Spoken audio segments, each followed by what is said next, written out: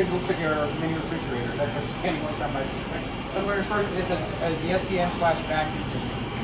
All right.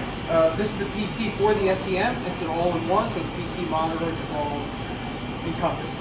All right. And then we have something else that's attached to this. I'm just going to open up the door. Well, and right inside here, my finger's pointing to it right now. That's your X-ray detector. Okay. Right. So we have an electron microscope interface with an X-ray detection system. So you don't need an X-ray detector to run an SEM, obviously. But if you want to know what things are made out of, you'll need an X-ray detector. So that's the X-ray detector. This is the X-ray detector power supply, which I'll turn on right now. This is the X-ray detector analyzer, and this is just a dual monitor that we have running off of the SEM PC. So the X-ray software is on the SEM PC. So there's only one computer, and it runs both. And it's really nice because it saves a lot of space. So we have an X-ray detector, an X-ray analyzer, and an X-ray power supply. And then we have an SEM vacuum system and one PC running 2 displays.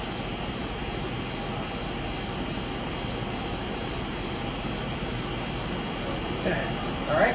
So inside this housing, this refrigerator housing, you'll see we actually have an electron column. We have a gun. We have a final aperture assembly, and we have a stage. And I'm just going to vent this really quick. I'm just going to be skipping around slightly, but we're going to go back and we're going to talk about everything in extreme detail. Okay. And I just want to vent this really quick. And so we also have a vacuum pump on the ground, and that's kind of hooked up, interfaced into 2 valves, a 4-line and a roughing valve.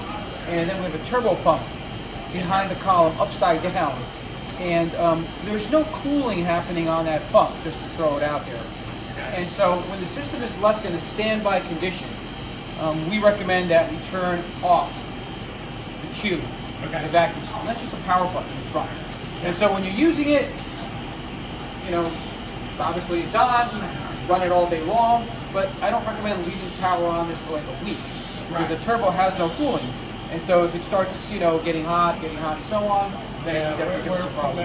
Yeah, I see. Yeah, turbos require cooling. The problem with SEMs are, if you throw a fan in there, right, it's going to give us vibration, right? So that's a problem. If you run water through the turbo, it's even worse. Right. So that's kind of sort of the problem that we have with fans and turbos with electron microscopes. Right. I understand. Yeah. Especially one where everything is so compact, like the old conventional electron microscope is gigantic, it's the whole room, right? We put a fan right underneath that sucker. We've got one. Yeah.